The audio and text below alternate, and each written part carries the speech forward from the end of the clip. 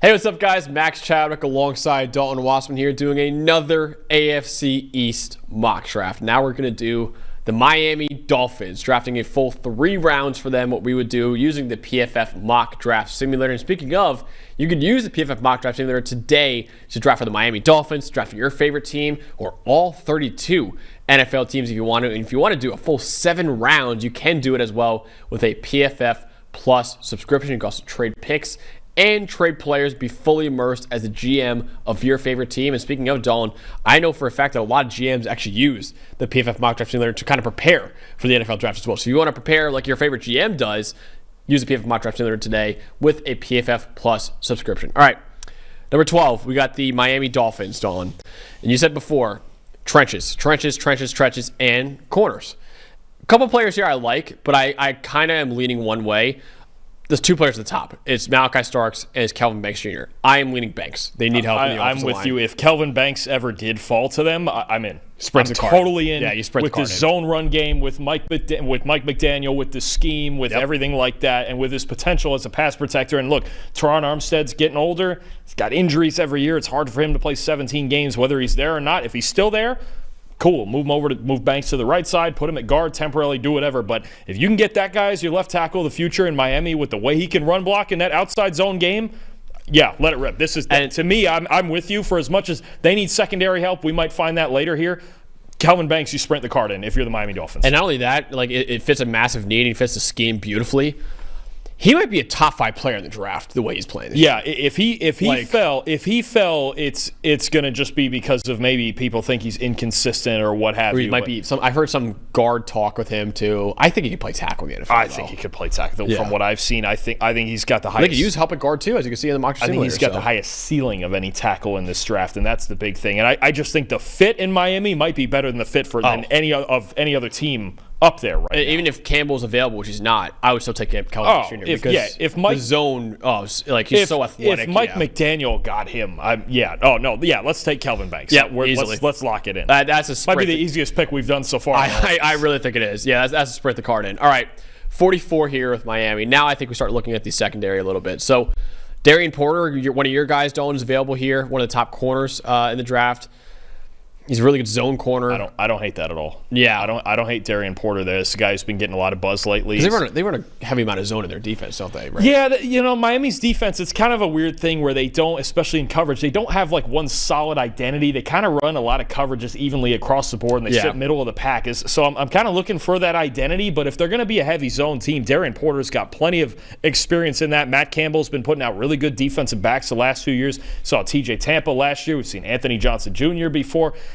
It's a really good factory there for DBs. So I think Porter would make a lot of sense. And one of the low key things with the Dolphins this year, they have the second worst coverage grade in the league right now. I mean, they're just not the secondary, even though it's high priced and they have a lot of big names, has not been good, especially in big spots. I mean, last week against Green Bay, they missed 23 tackles, and a lot of them were in the secondary. It was rough. So they need talent in the secondary. I think Porter makes a lot of sense if you're going corner.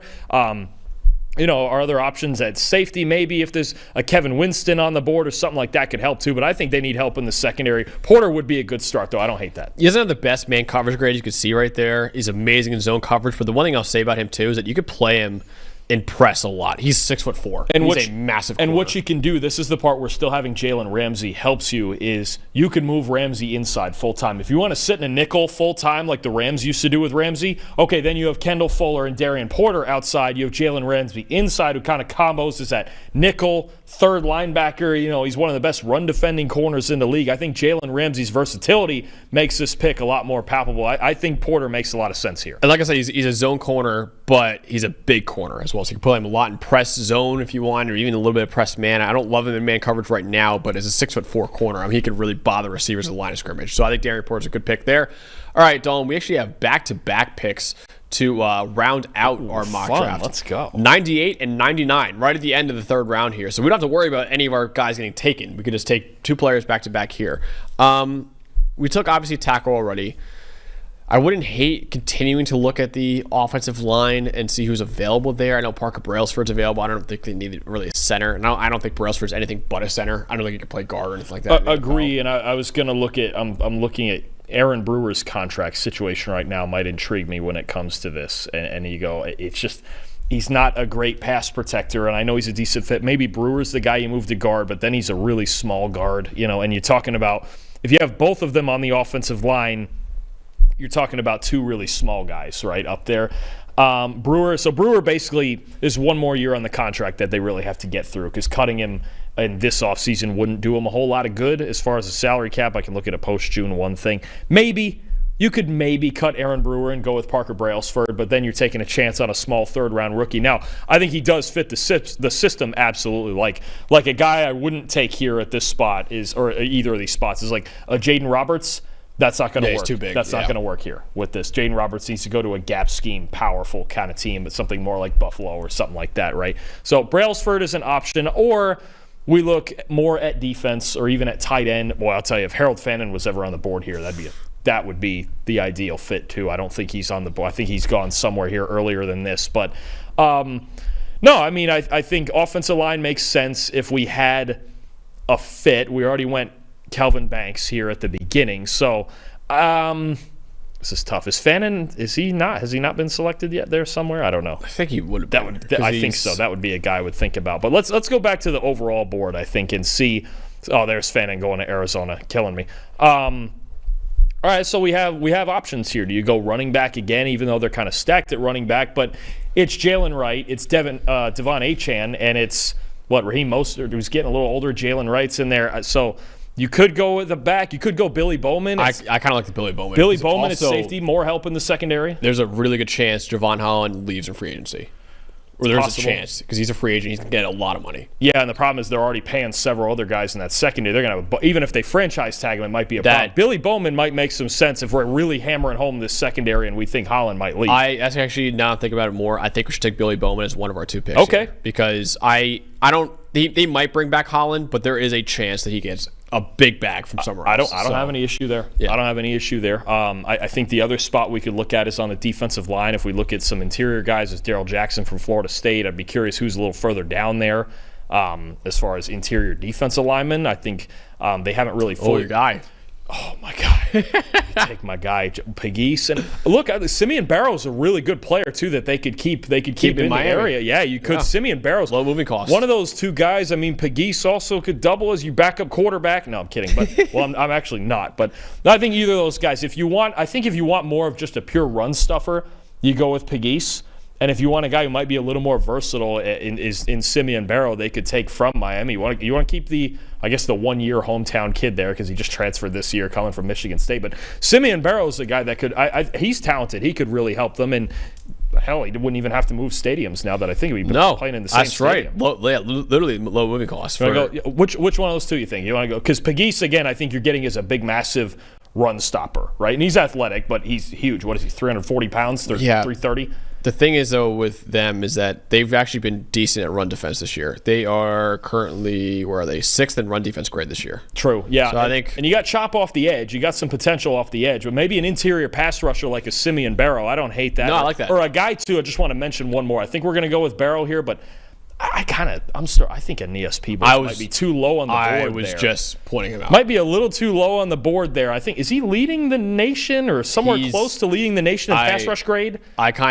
The more I think about it, I was actually going to call him out too. I think we should go with Aeneas Peebles. I think that's a guy. Oh, we're gonna reach down there and go get him. I don't hate it. Dude, the way he's playing, he played awesome last year at Duke too. And he comes over, and I want to see. He might be leading the nation right now. I mean, look at those numbers right there. I mean, the true pass rush grade is unbelievable. He is not the freakiest of athletes. He's probably going to be somewhere between a 70th and 80th percentile. He just gets it though. He's just his pass rush arsenal is crazy, and his hand usage is terrific. It was great last year at Duke. It got even better this year at Virginia Tech. He is 2nd in the nation in pass rush grade, 1st in the Power 4. Let's go. Let's reach a little bit. Let's go Aeneas Peebles because I think he should be higher on the board than that. That's a guy who might even be eventually here when I make my top 100. He might be in my top 100 somewhere. Absolutely. He's an awesome football player. Yeah, and with Calais Campbell, obviously very much up there in age. Obviously, you can use more help in the interior defensive line. And they really didn't do much to replace Christian Wilkins when they lost in free agency. So it's they have Zach Sealer, who's a decent player, but I think an impact pass rusher like Peebles, that might work in the 3rd round here. I like that a lot. Yeah, Aeneas Peebles rounding out the third round of our draft. Actually, no, we took Aeneas Peoples and Billy Bowman Jr. was the other one. Yeah, take Billy Bowman there. There we go. So, yeah, it rounds out our Miami Dolphins mock draft with Calvin Banks Jr., Darian Porter, Aeneas Peoples. Don't you dare listen to that F that it gave us for Peoples. That's just Trevor Sikkema doesn't know ball. That's what that is right there. Trevor Sikkema is a lot lower. I would have him much higher than 189. He's a darn good player. No, Trevor's the best. But yeah, that's what we got for our Miami Dolphins mock draft with Calvin Banks Jr. and then Darian Porter and Aeneas Peoples and Billy Bowman Jr. It's a nasty mock draft, and I think it fixes a lot of needs for Miami. Well, maybe we're good at this. Maybe we are. If you think you're better than us, though, let us know with your own mock draft using the PFF Mock Draft Simulator for the Miami Dolphins for your favorite team or all 32 NFL teams with a full 7 rounds available to you as well with a PFF Plus subscription. But we got more mock drafts coming in the AFC East and, of course, every other division in the NFL as well. So we'll see you guys very soon with our next mock draft. Thanks for watching, everybody. Make sure you like and subscribe the video. And if you don't have a PFF Plus subscription, you can get one to see all the premium stats that we talked about here on the show, plus the expert betting and fantasy advice over at subscribe.pff.com. The description is also right below, so if you are not a PFF Plus subscriber, you can become one today.